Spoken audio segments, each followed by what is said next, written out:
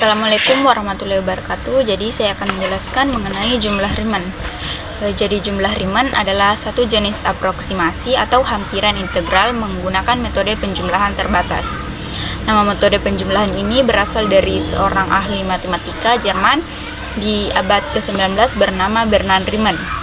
Salah satu aplikasi jumlah Riemann yang sangat umum digunakan adalah hampiran luas daerah suatu fungsi atau garis pada grafik, panjang kurva, dan perkiraan lainnya.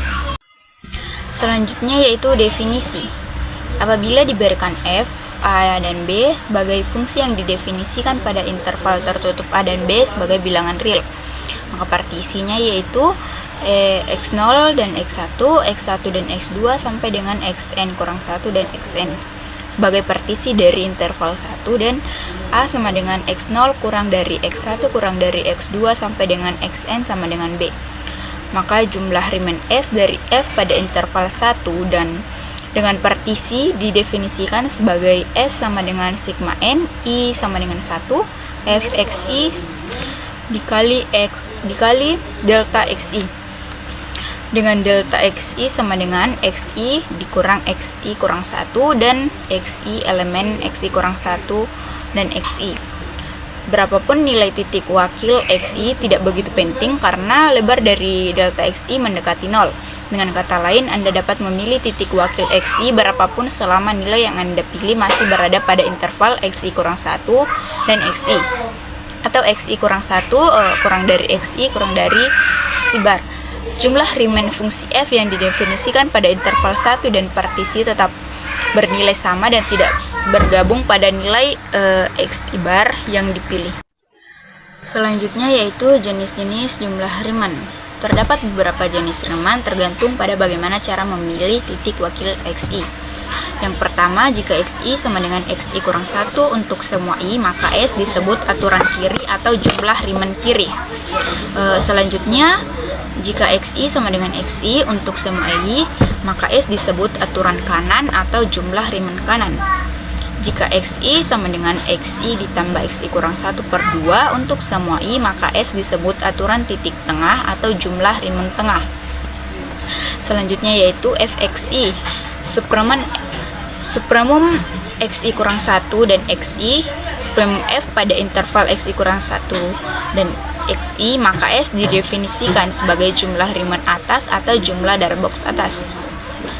Yang terakhir yaitu jika fxi sama dengan infimum xi kurang 1 dan xi, infimum f pada interval xi kurang 1 dan xi, maka S didefinisikan sebagai jumlah Riemann bawah atau jumlah darbox bawah. Selanjutnya yaitu metode. Metode penjumlahan Riemann biasanya paling baik dihampiri dengan partisi berukuran sama. Oleh karena itu, interval A dan B dibagi menjadi n subinterval masing-masing panjangnya, maka delta X sama dengan B kurang A per n. Titik-titik di partisi akan menjadi A ditambah delta X, A ditambah 2 delta X, sampai dengan A ditambah n kurang 2, A ditambah n kurang 1 delta X, B. Selanjutnya yaitu contoh soal.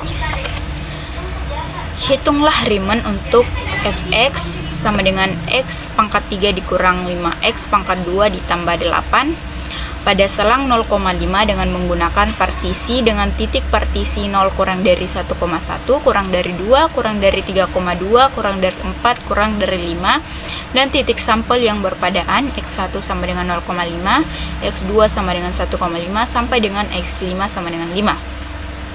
Yang pertama, kita akan masukkan rumus yaitu L sama dengan fx1 dikali delta x1 ditambah fx2 dikali delta x2 sampai dengan fx5 dikali delta x5 karena dipartisi sebanyak 5 bagian. Kemudian kita lihat titik sampel yang berpadaan yaitu x1 sama dengan 0,5 sampai dengan x5 sama dengan 5. Tinggal kita masukkan. Jadi fx1 yaitu 0,5 dikali 1,1 kurang 0 delta x1 kan 1 kurang 1 dikurang delta x1 kan x1 dikurangi x0,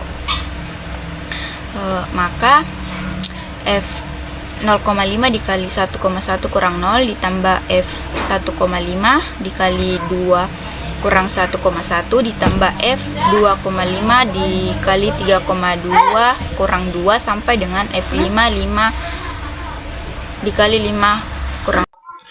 Kemudian F 0,5 itu didapat 7,875 dari 0,5 dimasukkan ke fungsi, berarti 0,5 pangkat 3 dikurang 5 dikali 0,5 kuadrat ditambah 2 dikali 0,5 ditambah 8 menghasilkan 7,875. Berarti F 1,5 diperoleh 3,125 pun sama. Fungsi ini X-nya diganti dengan 1,5, begitupun seterusnya. Kalau sudah menjadi bentuk seperti ini, tinggal kita lakukan perkalian, kemudian kita jumlahkan seperti biasa, maka didapatkan nilai 23,9698.